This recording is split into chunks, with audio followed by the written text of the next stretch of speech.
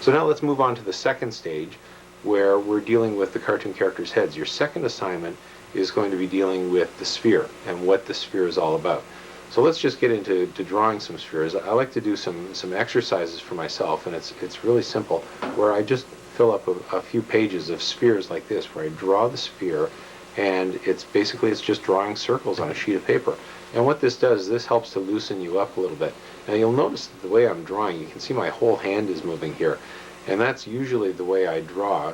If I'm doing something like this, my hand is free floating, I'm letting it rub against the paper right here.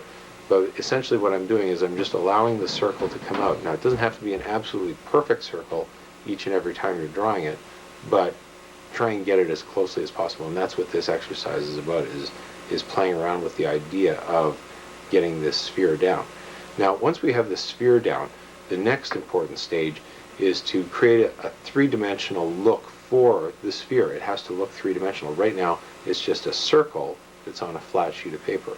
So in order to do this, we have to add a cross contour.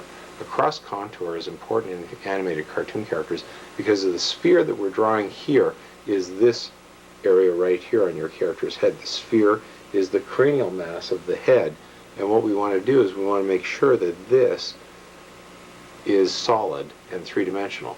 And the lines that we're now going to draw on here are the cross contours. I'm going to draw one here like this, and you can see that I'm making it a little bit of an arcing line. And what I'm going to do is I'm going to continue it through here, and you may recognize this if you're into any type of drafting or you understand some of the elements of drawing. What I'm drawing here is actually called an ellipse, and we talked a little bit about that just a few minutes ago with your basic shapes. An ellipse is a circle that is turned on its side. So if I take my hand like this and show you a circle, when I draw or shift my hand to this position here, you can see that that flattens out and it rounds out a little bit. Now, although it's not a pure type of thing, let me see if I got something here. Here's a piece of tape. I'm going to take that and show it to you at a straight-on view. And then what I'm going to do, I'm just going to shift over to the side here so you can see it a little bit more clearly.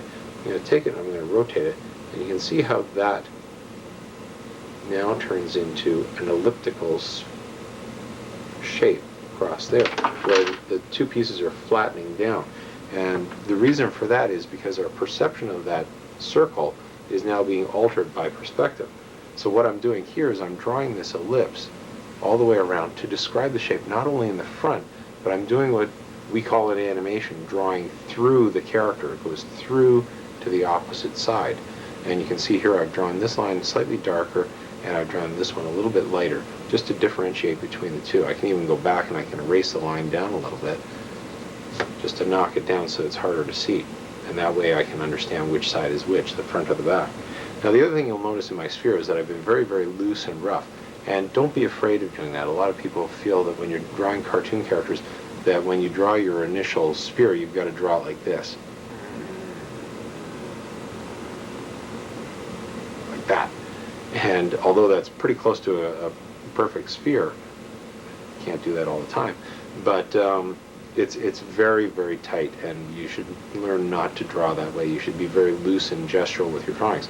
And that's because as we go through our process of drawing, we refine our drawings over a series of stages where we're starting off very loose and very rough. We can make mistakes, we can correct mistakes, and in the long run, when we finish up our cartoon characters, nobody will see these mistakes, because what we're going to do is we're going to clean up the drawing by going over it on another sheet of paper or erasing some of the stuff down and finalizing the line.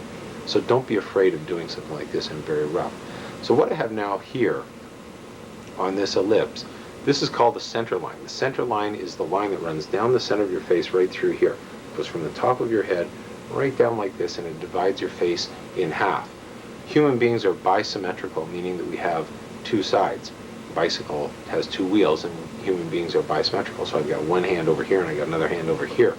When we get into the internal organs, we're not completely bisymmetrical, because you've got your heart is over on the one side over here, and your kidneys are on one side, and et cetera, et cetera. But what we're dealing with are surface features. So what we need is a line that defines the angle that we are looking at our cartoon character on. So when your character rotates into a position like this, we can see that cross contour because it's describing the arc.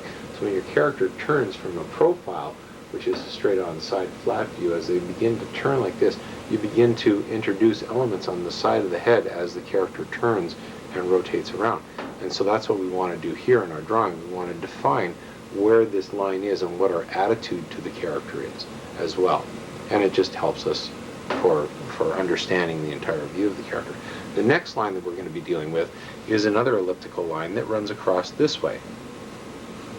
And I'm going to use the exact same drawing technique. I'm going to draw an ellipse in here, and again you can see I'm just lightly sketching it in. I'm not too worried about being absolutely precise, because once I've done all these little lines here, I can then go in and pick out the actual line that I want. This is called the eye line. The eye line is a line that runs right across the face like this, and it basically is a line that cuts across the upper part of the cheekbone where the eye sockets are. And it's the anchor point, or one of the anchor points for the eyes.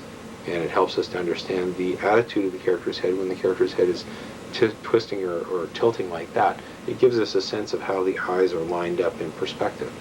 And again, it's the same thing where we're dealing with an elliptical sphere here. We want to draw all the way around it. So this is the next exercise that I want you to do. Is I want you to draw a series of spheres, circles, put ellipses inside of them.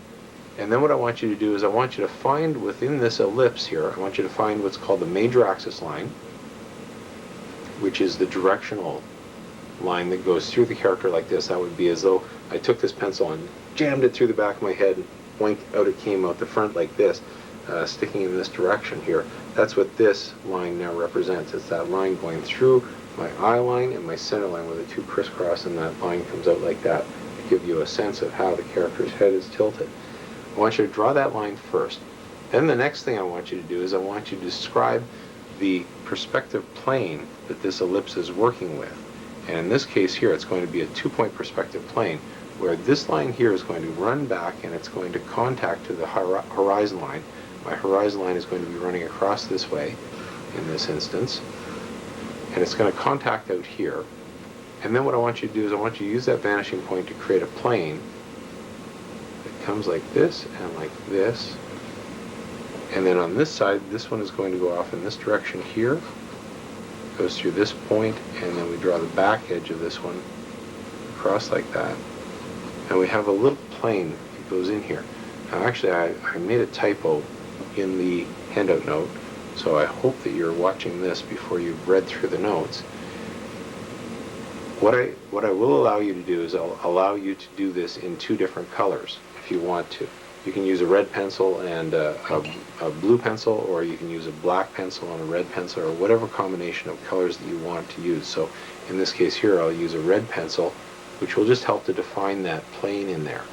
And then what I'm going to do is I'm going to draw the next one in here, which is this plane coming across like that. I'm going to use my same vanishing point over here, like that, and this line will come across there, going off to the vanishing point there, and my back side of the plane. So I'm actually creating like two little wings here.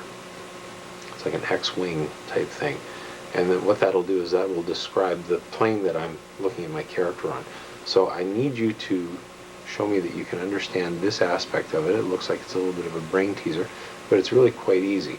So do a series of these, the number that is described in your outline, in your course manual, and then send them in and we'll take a look at them. I'm going to do this one over here to show a different type of a tilt where the character's head is tilted up and away this way, and then I'm going to turn this one in this direction here. So again, with this one now you can see my major axis line is running through here, so the character is looking up in that direction, and my plane is coming across like this. We'll draw it in red. Plane is coming down like this and here, and this is going off to a vanishing point on a horizon line that's down low here. That's cutting across this way. And my other plane is going across in this direction here. Actually, it should be tilted just a little bit more this way.